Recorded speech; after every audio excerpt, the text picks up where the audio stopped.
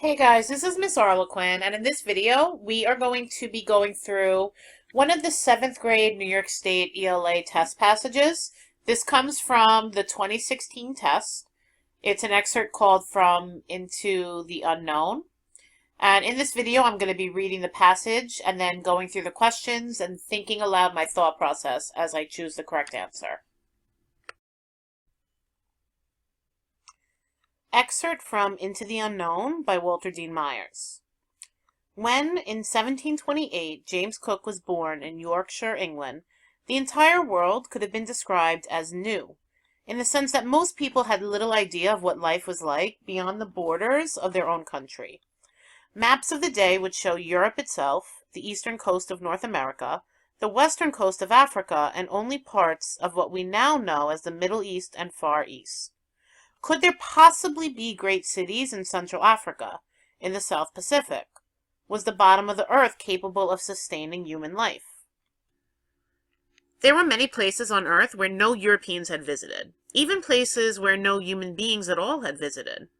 Scholars tried to guess what these places would be like. Some imagined monsters or beings only half human, living in wildly exotic and scary lands. Others thought there might be wonderful areas with fertile soil for food crops and rich mineral deposits. But these were all guesses. To discover the reality, human beings needed to go to these places. Cartographers, those who made maps, weren't sure how to represent these places. On maps, the vaguely drawn lower regions of the Earth were often labeled Terra Australis, incognita, unknown southern land. Great Britain, the world's leading sea power in the 18th century, decided to send an expedition to these unknown lands. They chose James Cook to lead it. James Cook was born into a farm family, and might well have spent his life in the family business. But Cook was an exceptional youngster, and, unlike most English boys of his time, was allowed to attend school when he was 12 years old. As a teenager, Cook became apprenticed to a man who owned a collier, a ship that transported coal, and soon found himself carrying cargoes of coal from northern England to the bustling docks of London. Cook was ambitious and quickly learned that his ability to read set him apart from other sailors, even ones much older than he was. Ships at that time had none of the sophisticated electronics found on ships today. Instead, they found their way around the oceans using instruments that determined their position relative to the sun and the stars. This took considerable skill. Cook read whatever books he could find on navigation and learned to use the instruments to find his position on the ocean. While the merchant ships he worked on carried cargo from port to port, James Cook assumed more and more responsibility as a navigator and learned the ways of the sea. Perhaps the greatest idea that he absorbed was that self-discipline gave one a huge advantage at sea. After 10 years on the collier, Cook decided to join the Royal Navy. The British Navy was the most powerful in the world. Its officers were recognized not only as outstanding sailors, but also as gentlemen. For a young man born on a farm, it was decidedly a step up the social ladder. Again, Cook relied on his discipline and skills, thinking they would set him apart. He was right. Before long, he was made a junior officer. Cook, who had already taught himself a great deal about navigation, soon taught himself to draw accurate maps. Cartography, the art of making maps, was a truly important skill. With so much of the world unknown, each time a ship left port, it was in danger of never finding its way back. A small error on a map, showing a body of land to be in one direction when it was not, could lead a ship hundreds of miles off course. Ships that needed to find sources of food or water could scarcely afford the days, and sometimes weeks, an errant map would cause them. But Cook's calculations were so well done and so well thought out that his reputation grew quickly. He was sent to the east coast of North America and directed to draw charts of the Canadian border, which he also did successfully. In August 1768, the Royal Society decided to fund an expedition to the South Seas. It would be headed by Lieutenant James Cook. Cook carried out the expedition, which was to chart the astronomy of the planet Venus from the South Seas. He did so successfully, using a converted collier, the Endeavour. During the trip, he also explored New Zealand and the east coast of Australia, which had never been visited by a European. Cook claimed the lands for Great Britain and drew highly accurate maps of the region. On his return to England in 1771, he was given a hero's welcome. By then, some geographers, people who study the physical features of the Earth, thought that there might be an undiscovered continent on the bottom of the Earth. In July 1772, Cook sailed from England in the sloop Resolution, in company with the ship Adventure. His instructions were clear: to continue to explore the southern regions and to claim for Great Britain any new lands he discovered. When he said goodbye to his wife, Elizabeth, he knew it would be years before he would see her again. All right, so here we end the passage, and we have a map showing some of the journeys that Cook took on the ship Endeavour from 1768 to 1771.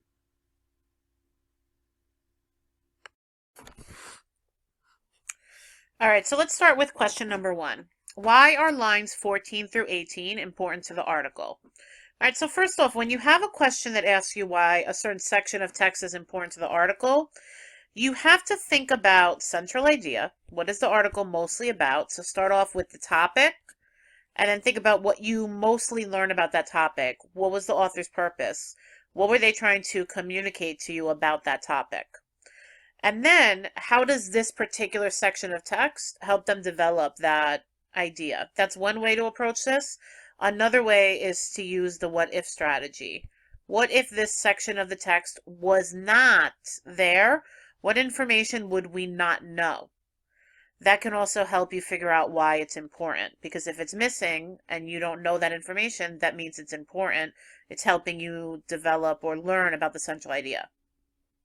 All right, so you got to go back to that paragraph. Cartographers, those who made maps, weren't sure how to represent these places. On maps, the vaguely drawn lower regions of the Earth were often labeled Terra Australis, Incognita, unknown southern land. Great Britain, the world's leading sea power in the 18th century, decided to send an expedition to these unknown lands. They chose James Cook to lead it. All right, so they told me who cartographers were, how they weren't sure how to represent those places. It was very vague, the way they drew them. And because, so this is a cause, because the maps were very vague, Great Britain, as an effect, wanted to correct that problem.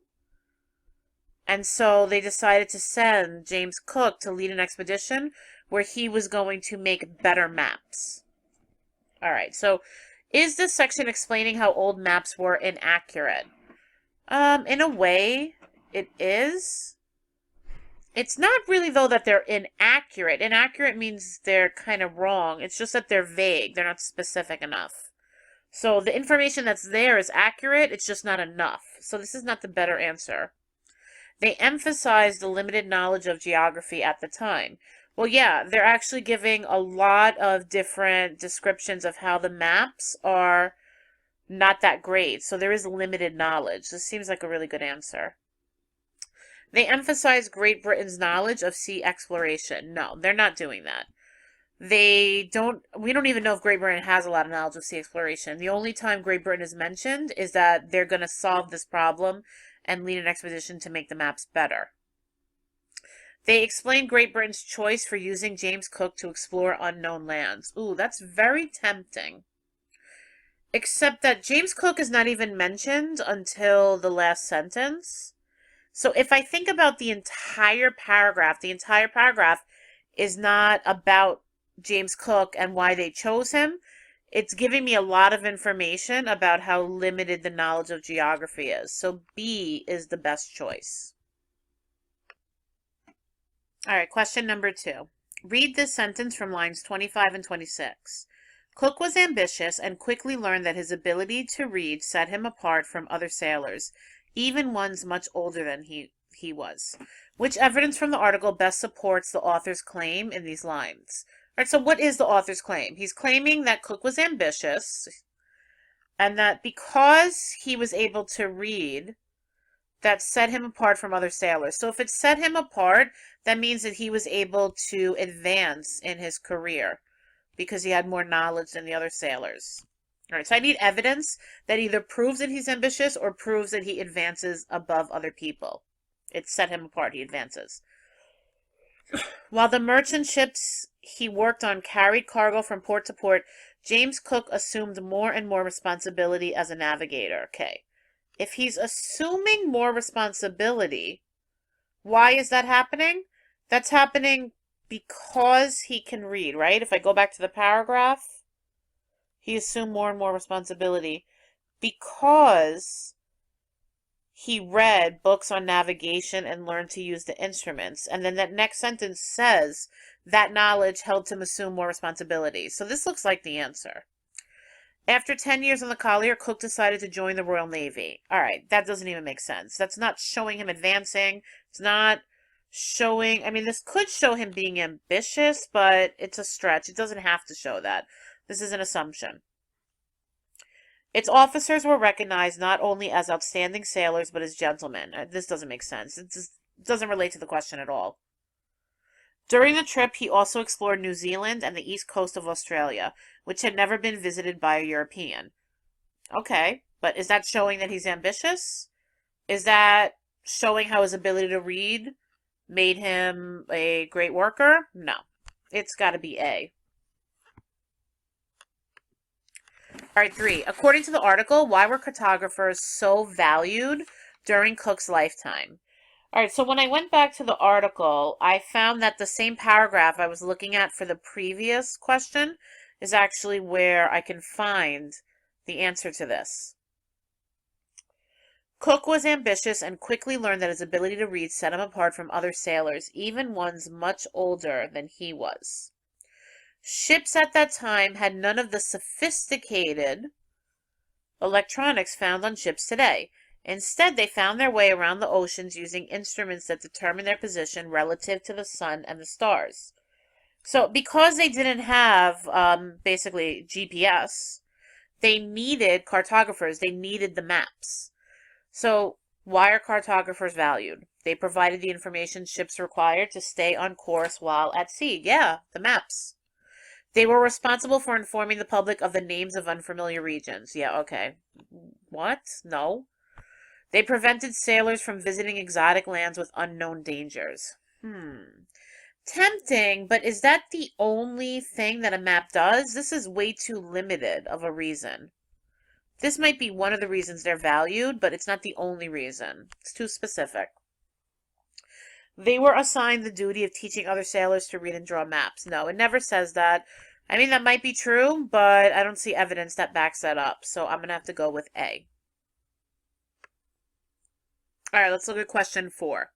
What idea about Cook is demonstrated by lines 46 through 53?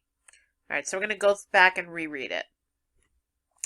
Cartography, the art of making maps, was a truly important skill. With so much of the world unknown, each time a ship left port, it was in danger of never finding its way back. A small error on a map showing a body of land to be in one direction when it was not could lead a ship hundreds of miles off course. Ships that needed to find sources of food or water could scarcely afford the days, and sometimes weeks, an errant map would cause them. All right, so the maps are very, very important here, I can see. If they're not correct, this is a big problem. They have to be correct. But Cook's calculations were so well done and so well thought out that his reputation grew quickly. So the maps had to be correct. Cook's maps were correct. His impressive experience with the collier Endeavour. No, this does not show that his maps are really well done. The necessity of sending him to North America. No. Again, this central idea is about how important it is for the cartographer to be really skilled and to draw perfect maps. The praise he deserved for expanding Great Britain's territory. No, this does not match what I predicted the answer to be from the paragraph. But here, his effectiveness in drawing maps. So well done. So well thought out. It's got to be D. Number 5, what connection does the article make between astronomy and navigation? All right, so I know astronomy is about the stars, the sky, the moon, all that stuff. So when I go back and I scan the article, The first mention of astronomy that I find is in this paragraph here, starting with line 25. They talk about how ships did not have GPS. We already looked at this paragraph, but they used instruments that determine their position relative to the sun and stars. So they used astronomy to help them find their direction, to help them make their maps. Okay, so I just got to find an answer that matches what I predicted. Explorers traveled the seas to try to discover new planets and stars. No. Explorers used maps to determine the position of planets and stars. No, they used the stars to make their maps.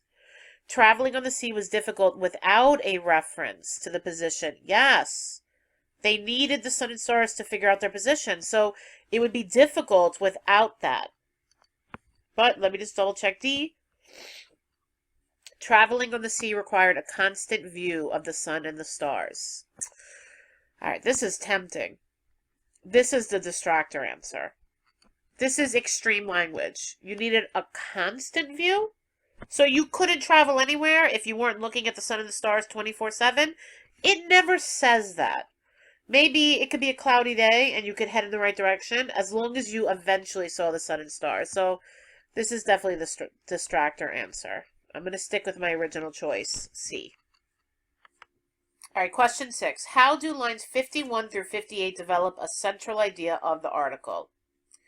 All right, so I know that this article is about James Cook and how amazing he was. So how does this section help me learn how amazing James Cook is as a cartographer? In other words, what if this paragraph didn't exist in the text? What wouldn't I know? All right, Cook carried out the expedition. All right, actually, I want to double check what expedition are they talking about. I need to go back to the paragraph right before this one. What expedition is this? They decided to fund an expedition to the South Seas. It was headed. All right, so he goes on a very important expedition to the South Seas. Oops. All right. To chart the astronomy of the planet Venus from the South Seas. He did so successfully using a converted collier, the Endeavour. During the trip, he also explored New Zealand and the east coast of Australia, which had never been visited by a European. All right, so he's able to chart the astronomy of Venus. During the trip, he also explored New Zealand and the east coast of Australia, which had never been visited by a European. It had never been visited. That means it was a first. Cook claimed the lands for Great Britain. So he finds new lands. He explores them. He makes maps for them. He also maps the planets. By then, some cartographers, people study the physical features, thought that there might be an undiscovered continent on the bottom of the earth. All right, so he did a lot of different things on this expedition. Did he name previously unknown lands? I mean, that's too small. There was much, much more information in this paragraph. Did it emphasize Cook's value to the Navy? This is about cartography, not Navy, not about him being a sailor. Did it describe his contributions to exploration? Yeah, it did. Venus, these other lands, explaining improvements. No, there's nothing about improvements. This is all about the different things he did that were really great. So he contributed to exploration. He contributed to cartography. All right, now finally, how did the author organize the ideas in the article? All right, so this is a question that's all about text structure. Is it chronological? Is it cause and effect? Is it problem and solution? It explains how James Cook encouraged Great Britain to seek out new lands. No, this is not even true. It never talked about him being the one that encouraged them. If anything, it just talked about how they would use him. Maybe it was their idea. Showing how the lack of reliable maps caused dangers in early ocean expeditions.